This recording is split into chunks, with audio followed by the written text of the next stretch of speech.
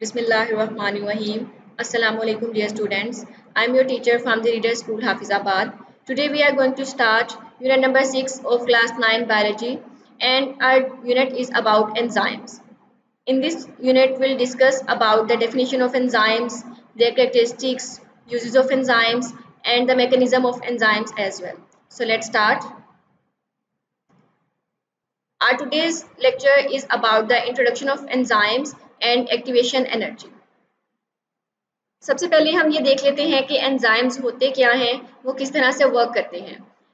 So students, enzymes are proteins that catalyze, i.e. speed up biochemical reactions and are not changed during the reaction. The molecules at which enzymes act are called substrates, and enzyme converts them into different molecules called products.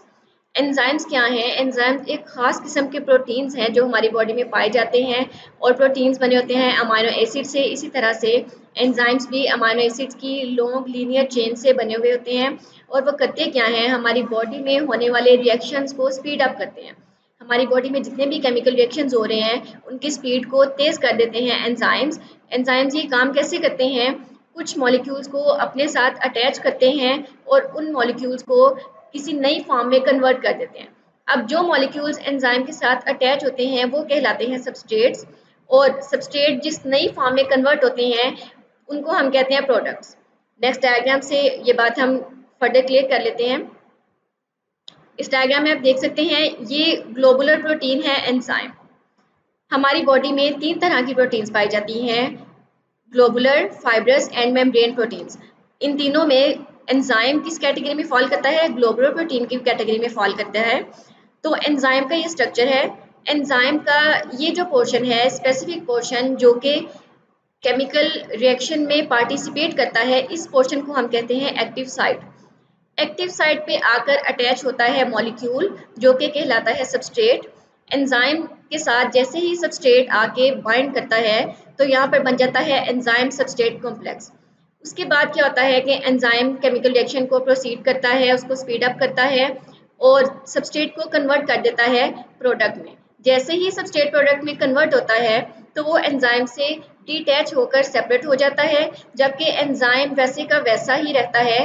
Chemical reaction के दौरान enzyme खुद से बिल्कुल change नहीं होता, just वो substrate को product में चेंज करता है. The life of living organisms is a reflection of what is going on in their bodies. Metabolism is the set of biochemical reactions that occur in living organisms in order to maintain life. These processes allow organisms to grow and reproduce, maintain their structures, and respond to their environments. Anabolism includes the biochemical reactions in which larger molecules are synthesized, while catabolism includes the biochemical reactions in which larger molecules are broken down. Usually, energy is released in catabolism and it is utilized in anabolism. In this way, the biochemical reactions are actually energy transfers. During metabolism, chemicals are transformed from one form to the other by enzymes. Enzymes are crucial to metabolism because they act as biocatalysts and speed up and regulate metabolic pathways.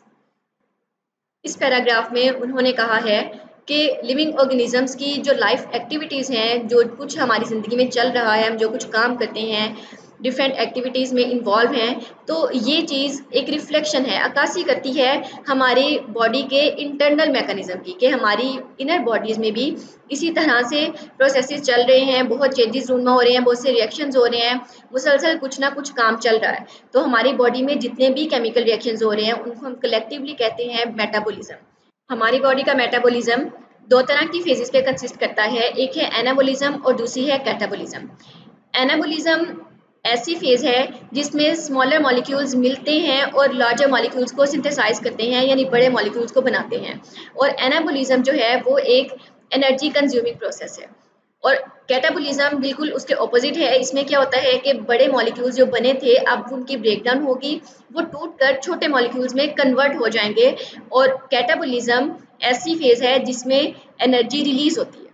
अब catabolism और anabolism दोनों मिलकर collectively बनाते हैं हमारी body का metabolism. और इससे हमें ये भी पता चला कि मेटाबॉलिज्म के दौरान केमिकल्स एक फॉर्म से दूसरी फॉर्म में कन्वर्ट हो रहे होते हैं. अब इस कन्वर्जन में एंजाइम्स का क्या रोल है? एंजाइम्स यहाँ पर एक्ट करते हैं as bio catalyst. Bio catalyst से अब क्या मुराद है? कैटलिस्ट हम किसी ऐसे सब्सटेंस को कहते हैं जो किसी रिएक्शन में एड अप होकर उसकी स्पीड को इन्हांस कर दे, उस रिएक्शन को फास्ट कर दे। बायो स्टैंड्स फॉर लाइफ, तो बायो कैटलिस्ट ऐसे सब्सटेंसेस हैं जो कि लिविंग ऑर्गेनिजम्स की बॉडीज के अंदर होने वाले रिएक्शंस को स्पीड अप करते हैं, और वो सब्सटेंस क्या हैं? एंजाइम्स हैं। The term metabolism is derived from a Greek word meaning change. The concept of metabolism was first of all given by Ibn Nafis, who stated that the body and its parts are always undergoing change. Metabolism की जो term है Greek language से ली गई है, और इस word का meaning है चेंज यानी तब्दीली। मेटाबॉलिज्म का कॉन्सेप्ट सबसे पहले दिया था इब्न नफीस ने, जिन्होंने कहा कि लिविंग ऑर्गेनिजम्स की जो बॉडीज़ हैं और उनके जो हिस्से हैं, जो पार्ट्स हैं, वो मुसलसल तब्दीलियों से गुजर रहे हैं, उनमें मुसलसल कुछ ना कुछ चेंजेस जो हैं वो रूनमा हो रहे हैं। All chemical reactions require activation energy. It is defined as minimum energy required to start a reaction. The need for activation energy acts as a barrier to the beginning of reaction, as symbolized in the diagram. Enzymes lower such barriers by decreasing the requirement of activation energy. Thus, in the presence of enzymes, reactions proceed at a faster rate. अब यहाँ पे हमारे लिए एक नई term आ गई है, activation energy. Activation energy क्या है?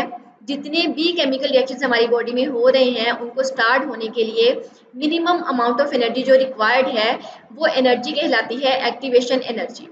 समटाइम्स कुछ रिएक्शंस के लिए एक्टिवेशन एनर्जी की नीड बहुत ज़्यादा होती है, जबकि बॉडी उस नीड को फुलफिल नहीं कर पा रही होती। तो ऐसे में क्या होता है कि एंजाइम्स जो हैं वो आते हैं, वो उस एक्टिवेशन एनर्जी की नीड को कम करते हैं और रिएक्शन को स्टार्ट कराते हैं, फर्दर उसको स्पीड अप भी करते हैं। Enzymes lower the activation energy in several ways. They may alter the shape of substrate and reduce the requirement of energy for this change. Some enzymes do so by disrupting the charge distribution on substrates.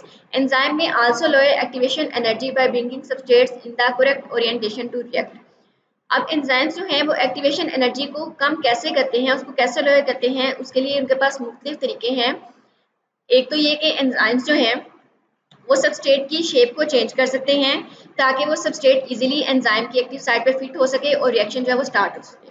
दूसरा ये कि enzymes substrate के ऊपर खुद से कुछ charges add up कर देते हैं, जिसकी वजह से एक्टिव साइट और सबस्ट्रेट के दरमियान अट्रैक्शन होती है। अट्रैक्टिव फोर्सेस की वजह से सबस्ट्रेट फौरी आकर एक्टिव साइट पे अटैच हो जाता है और जो है रिएक्शन वो स्टार्ट हो जाता है।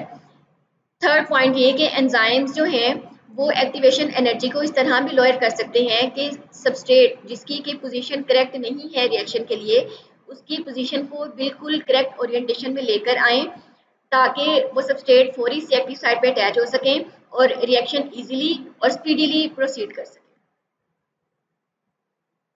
इस डायग्राम में आप देख सकते हैं एक्स एक्सिस और वाई एक्सिस पे उन्होंने फ्री एनर्जी और प्रोग्रेस ऑफ रिएक्शन को शो किया है, सबस्ट्रेट्स एंड प्रोडक्ट्स। अब इन सबस्ट्रेट्स को प्रोडक्ट्स में चेंज होने के लिए जो एक्टिवेशन एनर्जी चाहिए, उन्होंने उस एक्टिवेशन एनर्जी को with enzyme and without enzyme show किया है। ये जो रेड कलर की लाइन है, इसमें आप देख सकते हैं कि अगर एंजाइम ना हो तो इस सबस्ट्रेट को प्रोडक्ट में चेंज होने के लिए कितनी ज़्यादा एनर्जी चाहिए, और इसी सबस्ट्रेट के साथ अगर आगे एंजाइम अटैच हो जाता है तो एंजाइम की मौजूदगी में एक्टिवेशन एनर्जी की जो रिक्वायरमेंट है वो बहुत कम हो जाती है और जल्दी से बहुत तेज़ी से वो सबस्ट्रेट जो है वो प्रोडक्ट में चेंज हो सकता है मिनिमम अमाउंट ऑफ एनर्जी के साथ। अब आ जाती है एंजाइम्स की categories. Enzymes can be categorized on the basis of the site where they work, i.e. they may be intracellular enzymes, e.g. enzymes of glycolysis working in the cytoplasm, or may be extracellular enzymes, e.g. pepsin enzyme working in the stomach cavity. Enzymes जो हैं उनको दो तरह की categories में divide किया गया है और किस बेस पे उनकी कैटेगरीज बनाई गई, इस बेस पे कि एंजाइम्स किस तरह की जगह पे वर्क कर रहे हैं, साइट यानी प्लेस कि एंजाइम्स किस तरह की जगह पे काम कर रहे हैं, उस लिहाज से उनको दो तरह की कैटेगरीज में डिवाइड किया गया। एक है इंट्रासेलुलर यानी सेल्स के अंदर काम करने वाले एंजाइम्स, और दूसरे हैं एक्स्ट्रा सेलुलर यानी सेल के बाहर काम करने वाले एंजाइम्स। अब इंट्रासेलुलर एंजाइम्स की एग्जांपल में आ जाते हैं हमारे पास वो एंजाइम्स जो कि हमारे सेल की साइटोप्लाज्म में वर्क करते हैं, लाइक एंजाइम्स ऑफ ग्लाइकोलाइसिस। उसके बाद हैं एक्स्ट्रासेलुलर एंजाइम्स यानी हमारे स्टमक की कैविटी में वर्क करता है एक एंजाइम जिसका नाम है पेप्सिन। तो पेप्सिन एंजाइम जो है वो किसी मखसूस सेल में नहीं बल्कि एक ऑर्गन में वर्क कर रहा है। ऑर्गन कौन सा है? स्टमक हमारा। तो पेप्सिन एंजाइम जो है वो एक्स्ट्रा सेलुलर एंजाइम है क्योंकि वो मखसूस सेल की साइटोप्लाज्म के अंदर काम नहीं कर रहा, बल्कि out of the cell work कर रहे हैं। So that was all about today's lecture. You'll have to learn all the above mentioned lecture. आज के लेक्चर में स्टूडेंट्स बहुत सारे क्वेश्चंस बन सकते हैं like define enzymes, define metabolism, differentiate between anabolism and catabolism, what do you know about activation energy, how do enzymes lower the activation energy, into how many categories enzymes are divided, explain the categories of enzymes। तो ये सारे questions आपने याद करने हैं short की form में। Activation energy वाला जो टॉपिक है वो आपको लॉन्ग क्वेश्चन के तौर पे भी आ सकता है, उसको आपने डिटेल में याद करना है। Thank you so much for listening, stay blessed, Allah हाफिज़।